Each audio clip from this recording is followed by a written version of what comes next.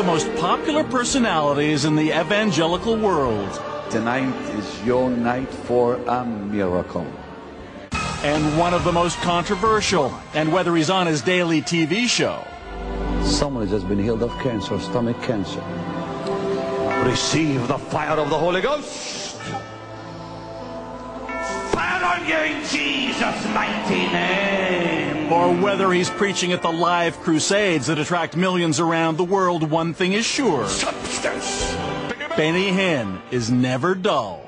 Substance. The tumor fell to the platform. I mean, it fell to the platform. We saw it was something else, and it broke in pieces as it hit the stage. But I believe certain demons have come into America through this new groups of people coming in from Haiti and from all these countries, bringing their devils with them.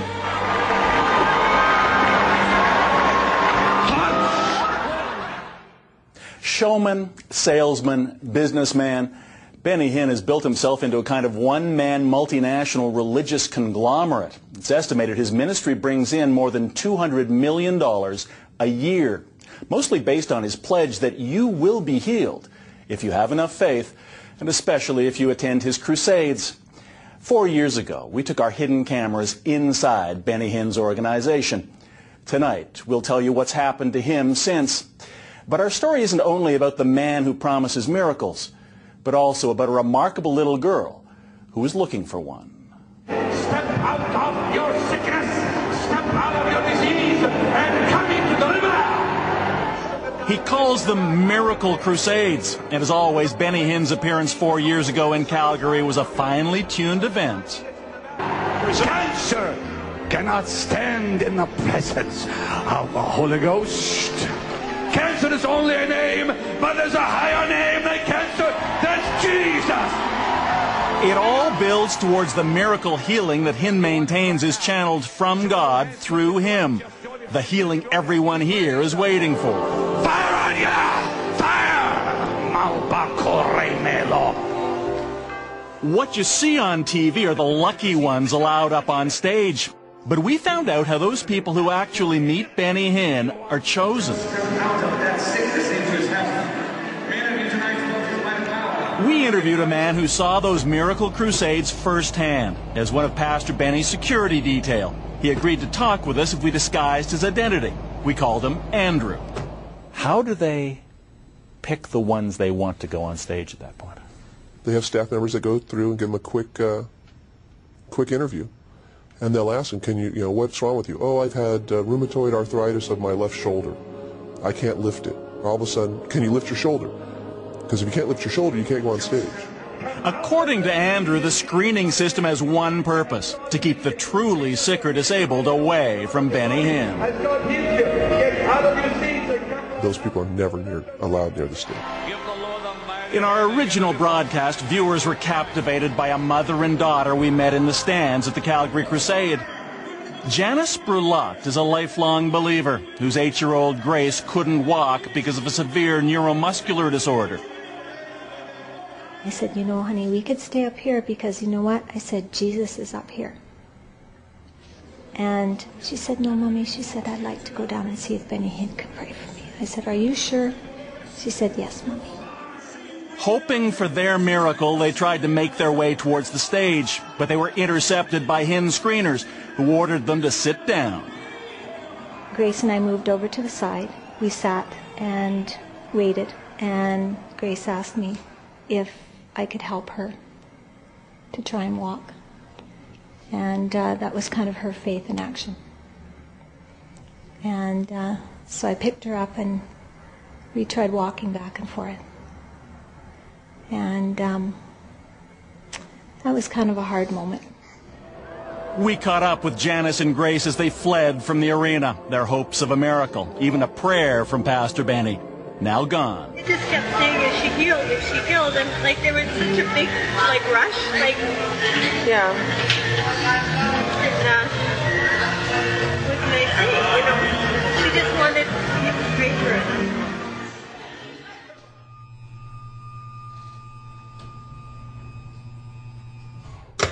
That was almost 4 years ago. Grace Brulotte is now 11. She didn't get her miracle from Pastor Benny that night, and she still can't walk. But you'll see she's not about to let that stop her. When I paint, I'm in my own world. I just like doing artistic things. I like doing scenery. It's my favorite thing to do, because our house has lots of windows so we can see outside, so I always get ideas. She's a budding artist, but that's not all. It's no wonder friends and family call her Amazing Grace.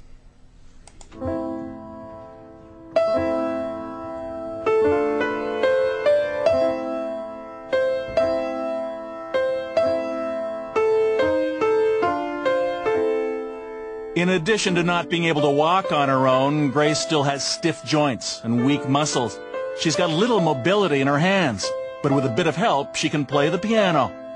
And not just any tune. This is Tchaikovsky.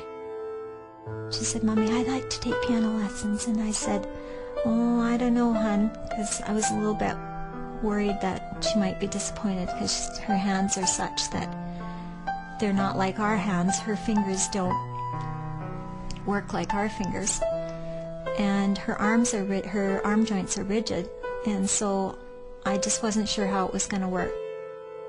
It works beautifully. Today, Grace is at the Fernie Fellowship Baptist Church, where she lives in Fernie, British Columbia. She's playing Swan Lake at the Sunday service.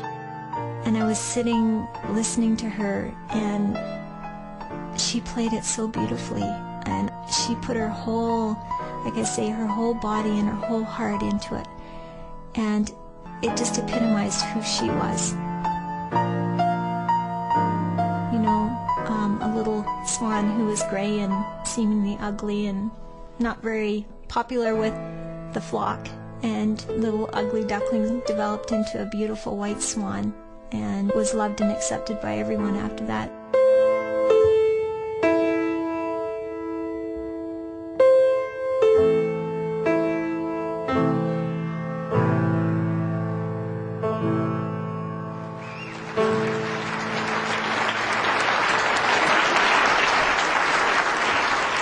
Every time she plays the piano, I stand in awe, amazed at what she can do with so little mobility. It's incredible. Jesus, light of the world, shine upon us, set us free from the truth you now bring us, shine on me. Through her piano playing, her voice, her music, she's just developed, her character's developed, and she just is flourishing. I'm so proud of her, and I believe that it was a gift from God to make up for what she is lacking in her body.